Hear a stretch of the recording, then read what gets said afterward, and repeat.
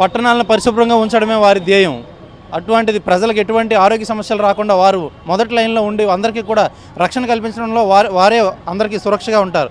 అటువంటి వారిని ప్రధానమంత్రి మోడీ సైతం ఫ్రంట్ లైన్ వారియర్స్గా ప్రశంసలు జల్లు కురిపించారు. అటువంటి ఫ్రంట్ లైన్ వారియర్స్ నేడు పారిశుద్ధ్య కార్మికులైనటువంటి శ్రీకాకుళం జిల్లా కార్మికులు ఎవరైతే ఉన్నారో వీరందరూ కూడాను సమ్మెబాటు పట్టారు. అయితే ఈ సమ్మెబాటు పట్టడానికి గల కారణాలు ఏంటి, వారి యొక్క డిమాండ్లు ఏంటి, వారి ప్రధాన నాయకుడు అయినటువంటి మీ పేరు? అరుగుల గణేష్.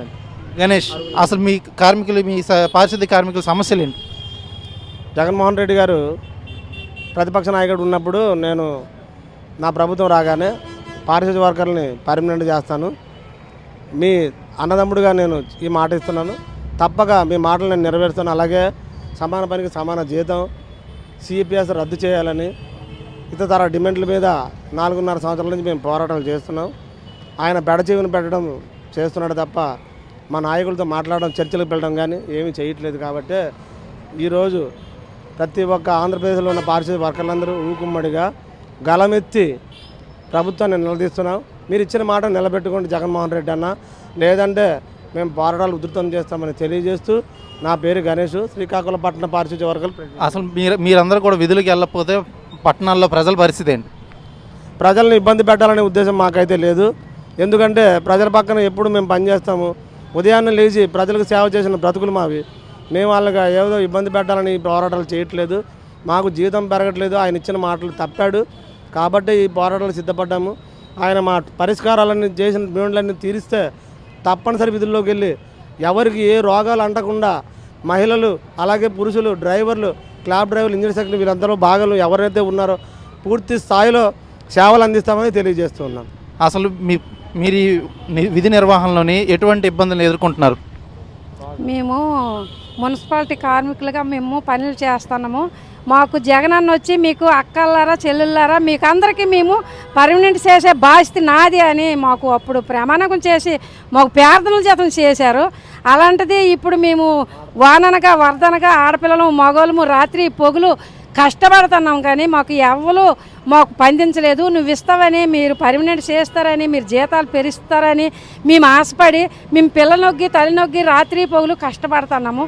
మేము కష్టపడిన సమయంలో ఇప్పటికీ మీరు మా గురించి స్పందించడం లేదు. మేము అలాగే అనేసి మేము అందుకే సన్మ చేస్తాము. మేము నిన్నటి కానించి 2 రోజులని మేము రాత్రి పొగలని ఇక్కడ మేము కాపలా చేసి నీ మాట ఏదో వస్తుందని ఎదురు చూస్తున్నాము. అదే మేము కోరుకుంటాము. కోవిడ్ టైంలో కూడా మీరు కుటుంబాలను విడిచిపెట్టి మీ ఆరోగ్యాన్ని పక్కన పెట్టి అందరికీ మీరు చేశాము. కోవిడ్ టైంలో మేము అందరము తల్లి పిల్లని ఇడిచిపెట్టి ఇంట్లోన అందరిని ఇడిచిపెట్టి మేము రాత్రి పోగులు కోవిడ్ టైంలో చేసాము. మేము చేసేటప్పుడు మీకు ₹1,00,000 ఇచ్చినా మీ రుణం తీరుతామా అనేసి అన్నారు. ఇప్పుడు అలాంటిది ₹1,00,000 వద్దు, మాకు పర్మనెంట్ చేయండి అని మేము అడుగుతున్నాము. అదే మేము రాత్రి పోగులు మేము కష్టపడినందుకు మా కష్టం మాకు ఇస్తే మాకు చాలు. మా పిల్ల తల్లులు మేము పోయినా మా పిల్ల తల్లులు బతుకుతారు. మా పిల్ల తల్లులకి మా తరపున మా పిల్లలనో తల్లులనో ఎవరినో మాకు పనిలో వేస్తారని మేము ఆశపడి ఉన్నాం. చూస్తున్నట్లయితే కనుక పారిశుద్ధ్య కార్మికులందరూ కూడాను వారు అవుట్ సోర్సింగ్ మరియు కాంట్రాక్ట్ ఉద్యోగస్తులు ఎవరైతే ఉన్నారో వీరందరూ కూడాను వారి యొక్క ఉద్యోగాలు ఏవైతే ఉన్నాయో పర్మనెంట్ చేయాలి. అలాగే ఆటో డ్రైవర్లు, క్యాబ్ డ్రైవర్లు ఎవరైతే ఉన్నారో వారికి జీతాల్లో కూడా పెంపు చేయాలి. అలాగే సరెండర్ లీవ్స్ ఏవైతే ఉన్నాయో ఆ సరెండర్ లీవ్స్ కూడా వీరికి ఇవ్వాలని చెప్పి వీరందరూ డిమాండ్లు చేయడం జరుగుతుంది. అయితే ప్రధానమంత్రి నరేంద్ర మోడీ లాంటి వ్యక్తి వీరిని ఫ్రంట్ లైన్ వారియర్స్గా ప్రకటించి వారికి ప్రశంసలు జల్లు కురిపించినప్పుడు కూడాను రాష్ట్ర ప్రభుత్వాలు మాత్రం వీరిని పట్టించుకోకుండా వీరి యొక్క డిమాండ్లు పెడచెవిని పెట్టడం పట్ల మాత్రం వారు ఎంతో ఆవేదన వ్యక్తం చేస్తున్నారు. అయితే కార్మిక నాయకుడు సిఐటియు తేజేశ్వరరావు గారు ఉన్నారు. వారి మాటలు కూడా తెలుసుకుందాం. అసలు వీరి యొక్క సమస్యలను ప్రతిరోజు కూడాను వీరు విధుల్లోకి వెళ్ళకపోతే కనుక ప్రజలు ఎంతో ఇబ్బందులు పడే అవకాశాలు ఉన్నాయి. అటువంటి వీరి సమస్యలను ప్రభుత్వం పెడచెవిని పెట్టడం పట్ల మీ అభిప్రాయం? ఈరోజు రాష్ట్ర ప్రభుత్వానికి దళితులు, అట్టడుగు వర్గానున్న పేదల పట్ల చిత్తశుద్ధి లేదనడానికి మున్సిపల్ కార్మికుల తాలూకా సమ్మె పట్ల ప్రభుత్వం స్పందించకపోవడం నిదర్శనం. ఎందుకంటే కరోనా టైంలో అందరు కూడా ప్రాణాలకు భయపడిపోయి వీధుల్లోకి రావడానికి కూడా సాహసం చేయకపోతే వీళ్ళు గ్లౌజులు, ప్రభుత్వం మాస్కులు ఇవ్వకనప్పటికి కూడాను ప్రాణాలకు తెగించి ప్రజలకు సేవలు అందించేటువంటి ఫ్రంట్ లైన్ వారియర్స్గా పొగిడినటువంటి ప్రభుత్వాలు ఈరోజు కరోనాకు సంబంధించిన విషయాలు పక్కన పెట్టేసి ఈరోజు మున్సిపల్ పారిశుద్ధ్య కార్మికులందరూ కూడా పర్మనెంట్ చేస్తామని చెప్పి ఆయన పాదయాత్రలో హామీ ఇచ్చారు. అలాగే అసెంబ్లీ సాక్షిగా కూడా నేను అధికారంలోకి వచ్చిన వెంటనే మున్సిపాలిటీలో పనిచేసిన కార్మికులందరూ కూడా పర్మనెంట్ చేస్తానని హామీ ఇచ్చారు.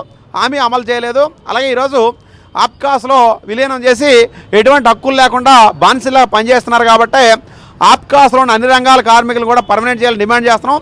అలాగే జీవో నెంబర్ ఆర్టీ ప్రకారం క్లాబ్ డ్రైవర్లకు 18,500 వేతనం చెల్లించాలని చెప్పి చట్టం చెప్తున్నా దాన్ని కూడా అమలు చేయట్లేదు. అలాగే ఇంజనీరింగ్ కార్మికులు కూడా రిస్క్ హెల్త్ అలవెన్స్ కూడా అమలు చేయాల్సి ఉన్నప్పుడు కూడా వాటిని అమలు చేయట్లేదు. అలాగే ఈరోజు రిటైర్ అయిపోయిన కార్మికులకు సంబంధించి కూడా సుప్రీంకోర్టు తీర్పు ప్రకారం గ్రాట్యుటీ ఇవ్వాలా, అలాగే పెన్షన్ ఇవ్వాలా, చనిపోయిన కార్మికుల కుటుంబాల్లో ఉద్యోగాలు ఇవ్వాలి.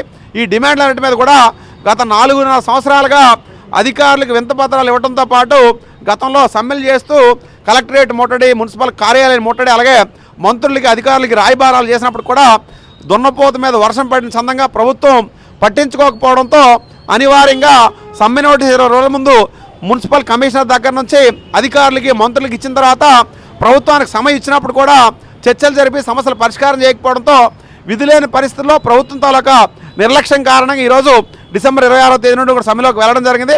ఈ సమ్మె వల్ల ఇప్పటికే నిన్నటికే మొత్తం శ్రీకాకుళం టౌన్ మొత్తం కూడా పారిశుధ్యం అంతా కూడా ఎక్కడెక్కడ చెత్తలు పేరుకుపోయి దుర్గంధం వెదజల్లుతుంది. అంటే ఈరోజు ప్రజల తాలూకా ఆరోగ్యాన్ని కానీ ప్రభుత్వం బాధ్యత ఉన్నట్టయితే మున్సిపల్ కార్మికుల యూనియన్తో వెంటనే చర్చలు జరిపి సమస్యలు పరిష్కారం చేసి ప్రజలకు సేవలు అందించే ప్రయత్నం చేయాలి.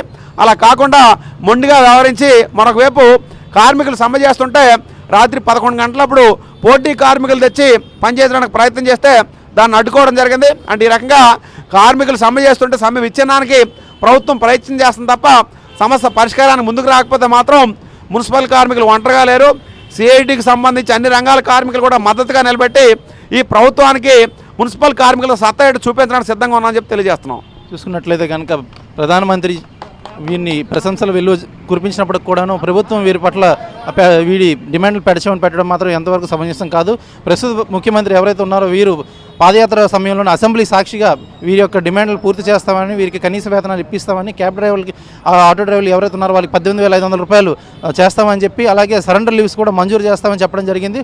కాంట్రాక్ట్ మరియు అవుట్సోర్సింగ్ ఉద్యోగస్తులందరూ కూడాను పర్మనెంట్ చేస్తే ఇవైతే ఉన్నాయి. అయితే మిగతా వారితో పోల్చుకుంటే కనుక పారిశుద్ధ్య కార్మికులు కనుక స్ట్రైక్ చేసినట్లయితే కనుక నగరాలు, పల్లెలు, పరిసర ప్రాంతాలన్నీ కూడాను దుర్గంధం ఎదజల్లి మురికి కోపంగా మారి ప్రజలు అనారోగ్య పాలయ్యే అవకాశాలు అయితే ఉన్నాయి. అయితే ప్రజలు కనుక అనారోగ్య పాలైతే కనుక అటు వైద్య శాఖ మీద కూడా భారం పడే ఇది ఉంది.